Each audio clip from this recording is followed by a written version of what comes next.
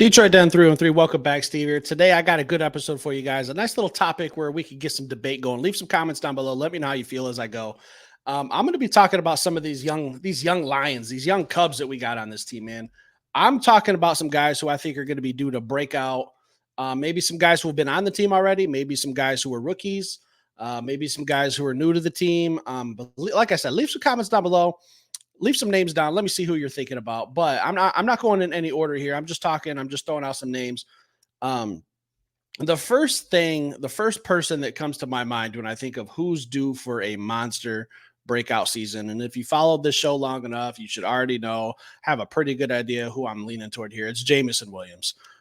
Essentially going into his second season. I know it's really his third, but he had the troubles with the gambling and the injury, and this is the year where he's going to be in training camp, OTAs. He's already, made some good plays, good catches. I think Jameson Williams is due for a monster season. We kind of started to see him come on late at the end of 2023 with some bigger games, getting a little bit more involved. I think it was the Denver game where he got like 5 or 6 catches. And he was a nice little contributor from the second half of the season. Mainly that late quarter of the season, I guess I should say. But even in the NFC Championship game is kind of where we got to see what we really thought we were going to see with JMO. A couple touchdowns on an end around, a nice pass, some good running. He's a good blocker. He's got some hell of tape out there with some good blocks on there.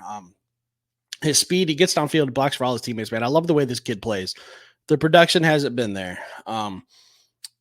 We have a lot of mouths to feed on this offense. We got a lot of guys to get the ball to. I mean, we got Amon St. Brown, our 2 running backs, Gibbs, Montgomery, Sam Laporta is emerging as the star.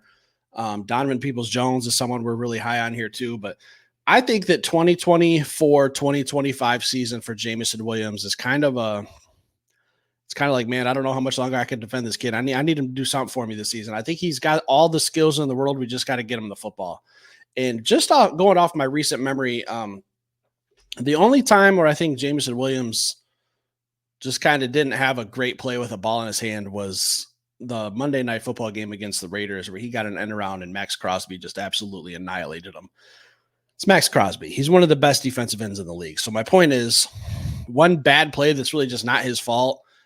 I mean, this is just a kid who could take the top off of a defense in the passing game, bubble screens, end arounds, reverses, whatever you want to throw at him. He can take the top off. He can score a touchdown at any point during a game, anytime he has the ball in his hand. So that's my number one. And again, this isn't like an official ranking. I'm just saying, if you followed my show long enough, Jameson Williams is someone I'm very, very high on.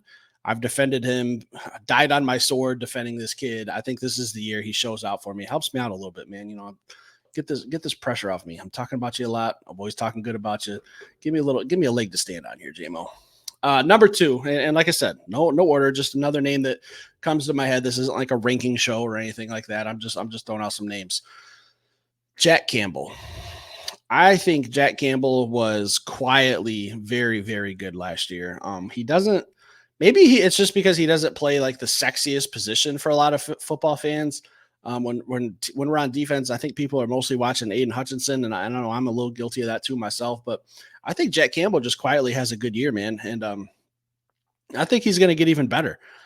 Year 2, getting his feet wet a little bit, wearing that green dot, getting some experience last year. He had some very, very good plays.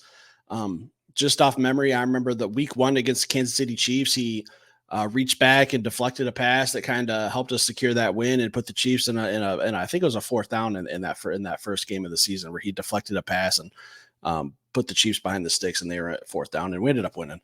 Another game, again, the Raiders game, where he blitzed up the middle, was flying, closed in really fast on Jimmy Garoppolo. A little bit of a low tackle, got flagged for it, but you could see the speed, you could see the athleticism.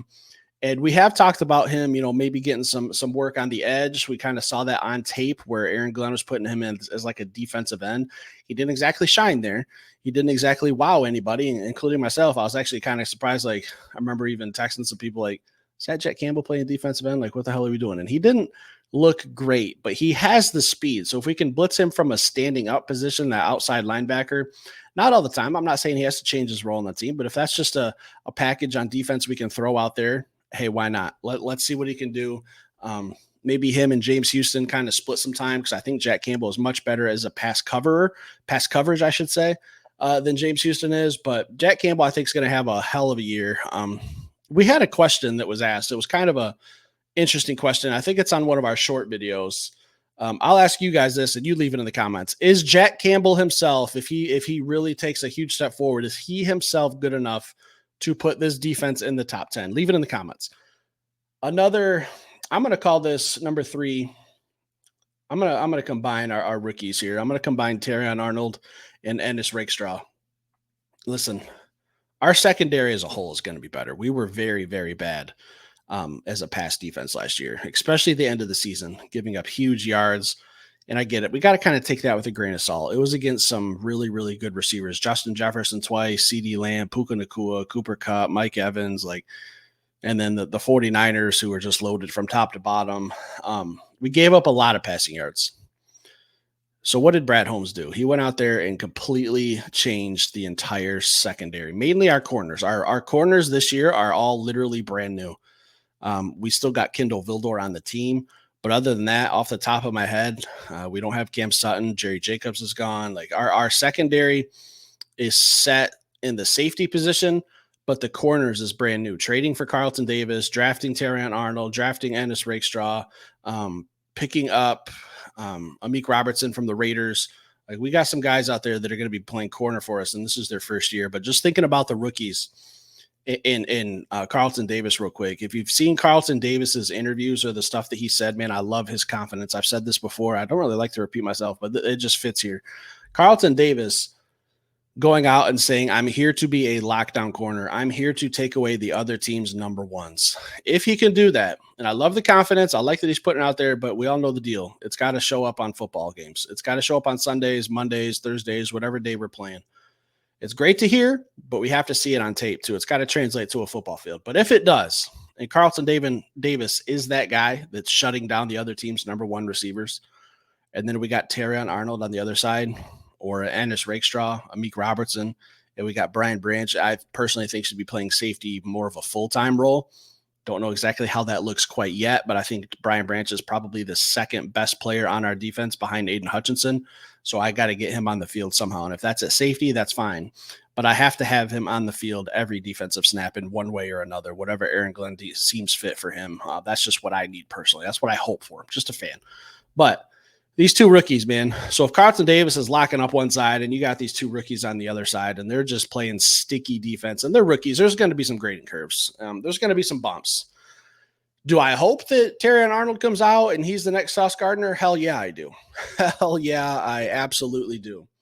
I'm not willing to bet on it, though. Sauce Gardner is in a class of his own. Those are rare finds. That's why those players are so special, man. Like, I hate when people compare quarterbacks to Patrick Mahomes or stuff like that, because you're kind of watering down how great of a football player we're getting to watch with Patrick Mahomes by trying to put everyone else up on that pedestal. So I'm not trying to do that with Terrion Arnold and Sauce Gardner. It would be awesome to see, but I just don't know if that's realistic. He could come in, and as a rookie, I think he could really make a Pro Bowl. I really think Terrion Arnold is a Pro Bowl caliber player as a rookie. It's tough to do, especially at that position. But with how our defense is just reloaded, I expect it to be a whole lot better. So, guys, just a quick little episode tonight. Just talking about some guys I think who are going to break through. There's plenty of other names out there. There's plenty of other names. I mean, I got to sit here and have a breakthrough list of probably 20 guys, but I'm not going to do that. So leave some names down in the comments. Let me know who's on your list. Keep it to about 3 or 4. I understand. We got some young dogs on this team. I understand. I get it. Leave some names down below. Hit that like button. Stick around. Subscribe. We'll be back later with another show.